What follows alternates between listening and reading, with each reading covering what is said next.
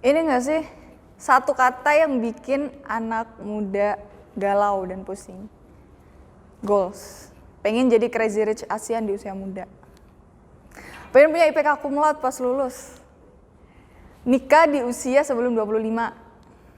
Being a founder and CEO. Bahkan banyak banget sekarang mahasiswa yang ambi gitu ya jadi founder and CEO. Kerja di multinational company. Terus bisa dapat kuliah dan kesempatan buat keluar negeri gratis. Kerja dapat salary 2 digit, fresh grad gitu. Dan punya karir path yang jelas dan bagus untuk kedepannya. Dan popularity. Kadang sering kita mendefinisikan tujuan atau kesuksesan itu dengan banyak perspektif gitu. Terutama yang kelihatan di sini. Dan ngomongin soal sukses, banyak orang yang mendefinisikan sukses itu berdasarkan dari uang yang mereka punya, background mereka, kuliah di luar negeri, kuliah di universitas yang keren gitu, dan juga titel. Tapi kalau kita lihat nih ya, sukses gitu. Banyak orang berpikir bahwa kunci sukses itu satu, ya nggak sih? Work hard, kerja keras. Tapi pertanyaannya, is it enough gitu untuk kerja keras supaya kita bisa sukses? Ngomongin itu nih, teman-teman pernah denger quotes nggak sih? Ini familiar banget ya. Usaha tidak akan mengkhianati hasil. Waduh, ini pasti familiar banget nih, nemu di sosmed atau dimanapun. Mereka selalu berpikir bahwa usaha yang kita kasih, usaha yang kita keluarin itu nggak akan pernah mengkhianati hasil. Means bahwa kita akan selalu mendapatkan apa yang kita pengen gitu, dengan kita kerja keras, dengan kita merelakan banyak waktu, nggak tidur, nggak makan gitu, sampai tipes segala macam gitu. Terus pertanyaannya, kalau usaha nggak akan pernah mengkhianati hasil, kenapa masih banyak orang tuh fail gitu? Ketika mereka berpikir bahwa mereka udah ngasih effort sebanyak-banyaknya. That's the question ya. That's why aku juga nggak pernah setuju sama quotes ini, usaha nggak akan mengkhianati hasil. Dan menurut aku usaha itu tentu akan mengkhianati hasil gitu. Ada beberapa momen yang ngerubah mindsetku ketika melihat sebuah kesuksesan dan juga kegagalan itu kayak gimana. Momen yang pertama di tahun 2019 gitu ya, awal-awal jadi anak mahasiswa gitu, anak-anak ambi. Pengen banget ikut yang namanya self development, dapat mentoring dari profesional. Dan waktu itu aku daftar di salah satu platform self development terbesar di Indonesia yang bahkan udah ngasih impact 10 tahun gitu dan terkenal banget lah. Dari 2019 sampai 2020 gitu ya. Nyiapin CV sebagus mungkin, ikut BEM untuk ngisi CV gitu, dan juga mempercantik CV lah intinya biar keterima gitu. Karena ambi ya, pengen dapat mentoring, pengen punya skills bagus, career path yang bagus gitu. Karena awal-awal anak mikirnya ya udah gitu, masa depanku akan cerah gitu dengan aku ketemu orang-orang yang keren gitu. Dan ternyata ketika 1 tahun aku struggle gitu ya, kesana ikut tes segala macam, bahkan sampai takes time berbulan-bulan. Di tahun 2020 di tahap 2 dan 3 I got rejected. And it's okay gitu, aku ngira oke ini mungkin permulaan ya karena masih muda, nggak punya banyak pengalaman dan kalah saing juga sama anak-anak dari universitas top lain gitu. Dan di 2021 tahun depannya aku coba lagi di tempat yang sama gitu, dengan step yang tentunya beda. Lebih punya CV yang bagus gitu, udah punya pengalaman yang oke. Dan udah pede nih, udah pede banget nih, kayaknya keterima gitu ya. Tapi ternyata I got rejected again 2 times. Dan dari 2019 ke 2022 sekitar 4 tahun ya, 3-4 tahun gitu. Aku daftar ke 3 self development terbesar dan itu emang takes time, rekrutmennya panjang dari setiap tahun dan aku ikut setiap stepnya setiap tahun. Dan got rejected gitu. And still nggak tahu alasannya kenapa rejected gitu, karena ya udah mereka cuman ya kita nggak mau kamu gitu, titik gitu, nggak ngasih alasan.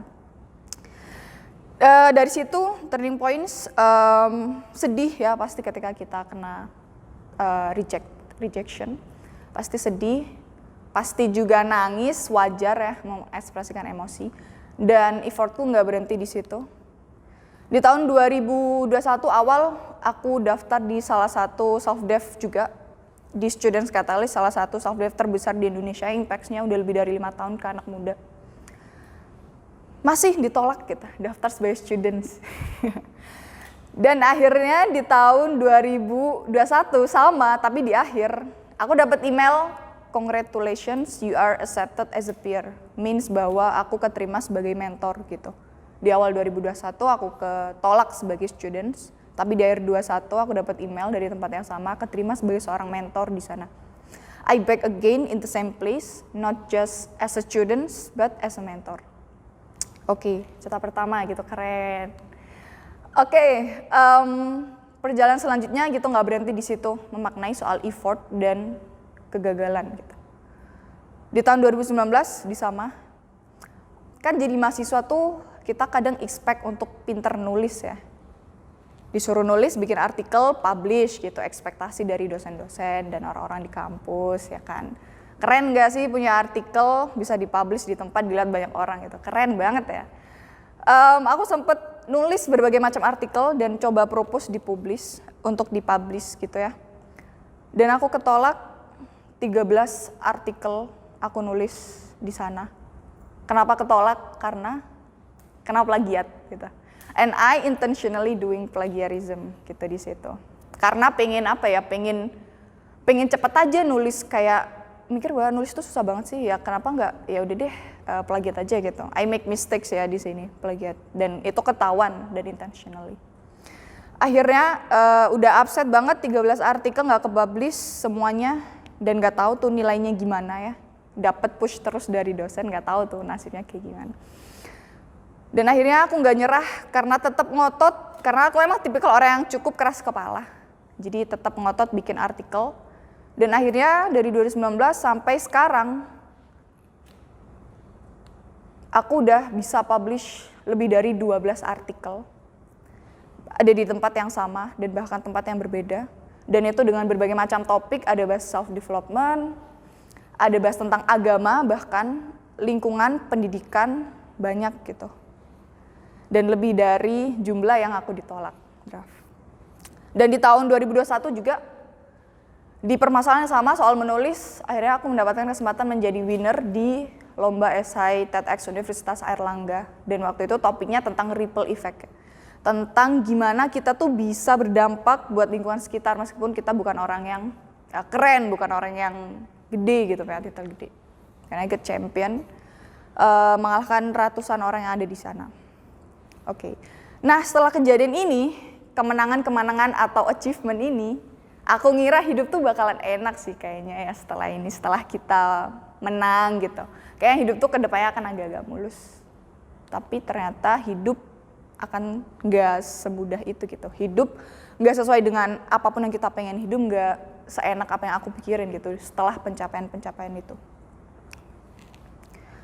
Momen selanjutnya, baru banget 2021 kemarin, exactly 1 year ago, kita tahu bahwa orang tuh mikir nih ya, kalau pengen dapat kerja bagus atau masa depan yang cerah, kita harus punya prestasi yang banyak gitu. Jadi outstanding students, punya CV yang berlembar-lembar, yang cakep, terus join organisasi dengan berbagai macam posisi yang tinggi yang orang selalu tunjukin di LinkedIn dan CV mereka, dan punya IPK cum laude. Magna cum laude, perfect gitu ya, kayak wow, aku keren banget nih, outstanding students gitu. Dan dengan orang berpikir kayak gini, mengarah ke quotes yang tadi aku bahas, usaha nggak akan mengkhianati hasil, aku berpikir bahwa ketika aku punya semuanya, hidup aku akan terasa lebih indah dan gampang untuk dapat kerjaan. Dengan aku punya CV yang bagus, prestasi, anak BEM kan, aku kan anak BEM juga dan lain-lain, oke nggak ada yang nolak gitu. Ternyata enggak. Ternyata masih sama, hidup itu nggak akan semudah itu. Jawabannya belum tentu seenak itu. Aku apply dengan CV yang bagus di ratusan internship dari segala macam company, educational technology, e-commerce, top company, startup yang baru muncul, dan segala banyak jenis perusahaan, still got rejected gitu, selama 6 bulan berturut-turut. Dan masih nggak tahu alasannya tuh kenapa sih rejected, katanya kalau punya ini, punya itu, mereka bisa dapat apapun yang dia pengen gitu dengan mudah. Ternyata belum tentu. Dan di tahun yang sama, di 2021 akhir, di November, sebuah titik balik banget yang merubah mindset aku. Setelah ditolak ratusan internship, akhirnya aku dapat offering pertama di salah satu startup mental health terbesar di Indonesia. 1% Indonesian Life Goals sebagai full timer termuda as a product manager. Jadi emang aku belum pernah ngerasain intern itu kayak gimana, karena first offering aku langsung dapat full time dari ratusan internship yang aku apply. Menjadi full timer termuda karena semuanya ada di situ para managers gitu. Aku jadi program managers gitu yang ngatur flow produk, ngasih diskusi sama orang-orang, ngasih impact gitu ke people. Dan di situ aku belajar banyak gitu ya, soal mental health, soal kegagalan, soal kehidupan, soal banyak karena mereka emang bergerak di bidang itu gitu. Oke, ngomongin soal kegagalan nih. Sebenarnya ada satu kunci yang penting banget di sini. Mungkin teman-teman udah familiar, yaitu grit. Grit itu perseverance and growth mindset. Ini banyak banget ya sebenarnya udah dibahas gitu, dan aku akan ngejelasin simple aja sih sebenarnya. Perseverance yang dimaksud tuh di sini kerja keras, tapi yang kerja itu nggak cuma fisik atau usaha, emosi kita kerja gitu, komitmen, konsistensi yang kita tahu sepenuhnya ke sesuatu yang kita pengen, dan juga growth mindset kuncinya. Growth mindset di sini tuh adalah pola pikir seseorang ketika dia memahami bahwa kemampuan, bakat atau apapun yang dia punya itu adalah sesuatu yang bisa dikembangkan, bukan alamiah dari lahir gitu. Jadi orang-orang yang percaya dengan growth mindset, mereka berpikir bahwa orang yang berbakat, orang yang sukses, orang yang kaya, crazy rich Asian itu bukan karena dari lahir mereka gitu, tapi karena emang mereka punya action dan pola pikir untuk menuju ke sana. Dan ini penting banget, orang-orang yang punya growth mindset akan membedakan diri mereka dengan orang-orang yang lain. Kayak gitu. Nah, aku pernah dengar nih salah satu quotes dari salah satu mentor di McKinsey. Dia bilang, orang sukses itu bukan karena mereka yang pinter. Orang sukses itu bukan orang-orang yang cerdas, pinter, yang mungkin IPK-nya cum laude gitu. Tapi dia bilang orang yang sukses adalah mereka yang punya high stamina. High stamina di sini bukan karena mereka minum extra juice ya. High stamina di sini tuh maksudnya mereka yang bisa bounce back again, mereka yang punya pola pikir growth mindset. Ketika mereka jatuh, gagal, mereka bisa balik lagi, mereka bounce back again berkali-kali gitu. Dan ngatur strategi untuk terus going up dari kegagalan yang mereka punya. Dan sampai pada goals terakhir yang kita namakan dengan kesuksesan. Oke, terus bedanya orang yang punya pola pikir growth mindset dengan orang yang enggak apa dong? This is the one. Orang yang punya pikiran fixed mindset, itu mereka akan bilang, I cannot do it. Tapi kalau yang punya growth mindset beda, I cannot do it yet. That is a big difference ya di sini. Terus berarti kalau orang-orang yang punya growth mindset, mereka nggak akan sedih dong kalau ketolak. Nggak juga. Orang-orang yang punya growth mindset, dia tetap sedih, dia tetap jatuh, dia tetap stres gitu. Tapi dia bisa merubah emosinya dengan sesuatu yang lebih positif. Mereka bisa works and dealing with that, kayak gitu. Oke. Aku mau highlight satu hal di sini. When life gets you down, put a semicolon. Kenapa sih semicolon gitu? Kenapa nggak titik biar nggak repot ya? Sebenarnya kalau kita pikir ya semicolon itu digunain sama orang yang nulis ketika mereka pengen mengakhiri kalimatnya, tapi memutuskan untuk enggak dan memulainya dengan cerita yang masih sama, tapi dengan harapan yang baru. Sama dengan kehidupan kita ya. Ketika hidup tuh udah kerasa stressful gitu, jangan dikasih titik, kasih aja semicolon gitu. Dengan semicolon kita bisa nulis harapan-harapan dan cerita selanjutnya yang mungkin akan jadi cerita yang indah, baru kita tutup dengan titik. Oke, dari momen-momen itu sebenarnya kalau dipikir setiap kegagalan itu sebenarnya adalah sebuah titik balik kita menuju kesuksesan yang kita pengen gitu. Yang pertama tadi momen ketika aku ditolak self development program selama 4 tahun berturut-turut, dan pada akhirnya titik baliknya adalah aku kepilih jadi mentor di salah satu di Students Catalyst, 1 dari 30 mentor di seluruh Indonesia, itu mahasiswa semua. Dan akhirnya mendirikan komunitas buat anak muda yang fokusnya ke self development mereka. Dan momen yang kedua ditolak di ratusan internship selama 6 bulan dan akhirnya pertama kali dapat full timer as a product manager termuda. Dan yang ketiga kena plagiarism, kayak tadi aku bilang. Dan ditolak nih 12 kali. Dan pada akhirnya titik baliknya adalah sekarang ada lebih dari 12 dan 13 artikel yang udah ke-publish atas nama aku di berbagai topik. Jadi kalau kita lihat semua kegagalan ini itu relate dengan titik balik yang akan kita pengenkan nanti gitu. But it takes time pasti. Jadi nggak akan pernah ada yang tahu 2 tahun ke depan, 5 tahun ke depan, bahkan 10 tahun ke depan kita tuh akan menjadi seseorang yang seperti apa.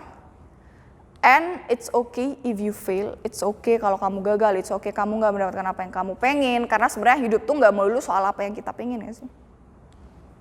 Ya. Dan pesannya pengen aku sampaikan, pertama, hidup itu nggak cuma untuk hari ini.